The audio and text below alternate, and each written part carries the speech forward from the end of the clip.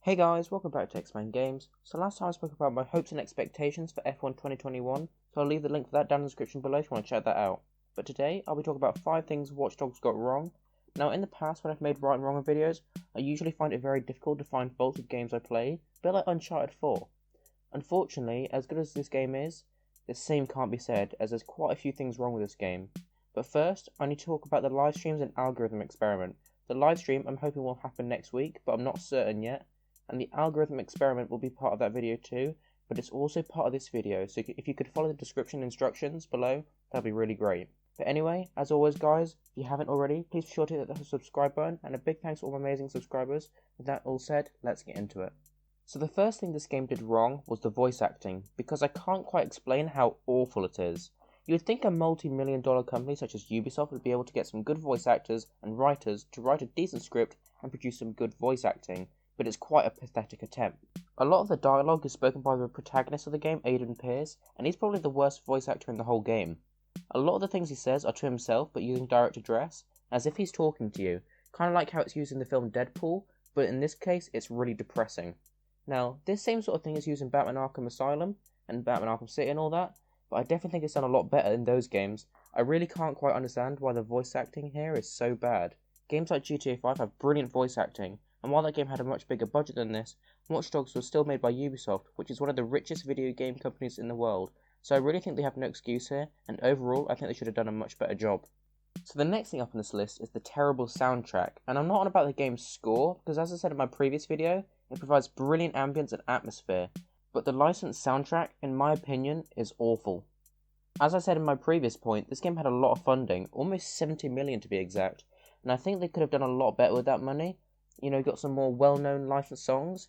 And obviously I understand that there's problems with licensing, especially as it's a brand new IP and franchise at this point, and it'd be difficult for some artists to give away to that sort of thing.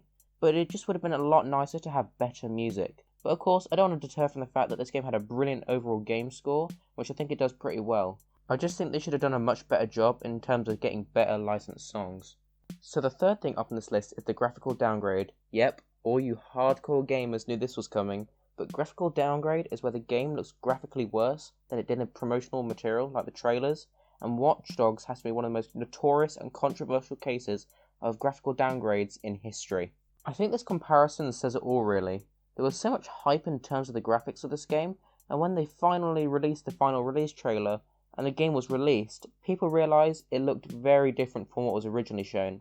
What's weird about the graphical downgrading though is that players have dug through the game files and found that you can enable all the effects without any performance issues, so it doesn't really make much sense to me why they decided to exclude this feature, especially on Xbox 360 and PS3 releases, because they looked awful. Fortunately, for the next gen consoles the graphics were improved, but I still think the graphics and visuals could have been a lot better, especially compared to the E3 2012 promotional material. But I think overall I'm frustrated more than anything because I know Ubisoft are capable of much better than this, and it really makes no sense to me why they decided to dumb down the graphical quality of this game, so I definitely think that is something that this game got wrong. So the fourth thing up on this list is something that links back to the first point of the bad voice acting, and that is the protagonist Aiden Pierce, and I think a lot of the criticisms aimed at him can be applied to pretty much all the game's characters, but I do think the protagonist of this game is the worst out of the lot. Without ruining too much of the game for those who haven't played it yet, Aiden Pierce, in my opinion, is a very depressing and dull character who is only driven by repetitive and overused cliches. I'll talk more about the story's faults and failures in a minute, but the problem with Aiden is that I want to resonate so much with him, but as a character he feels very monotonous and at times non-human. And don't get me wrong, this approach works brilliantly in games like the Batman Arkham series, where Batman is intended to be very one-track minded, as he only intends on getting the job done.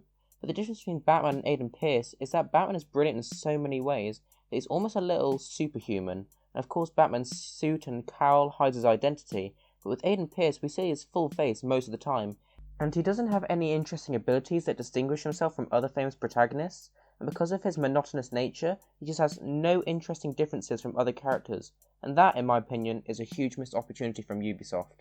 So the fifth and final point in this list is the story, and it's not completely terrible, sure, but it is driven by bad character development and predictable plot points, but by far the worst thing about this game's story is the terribly overused cliches.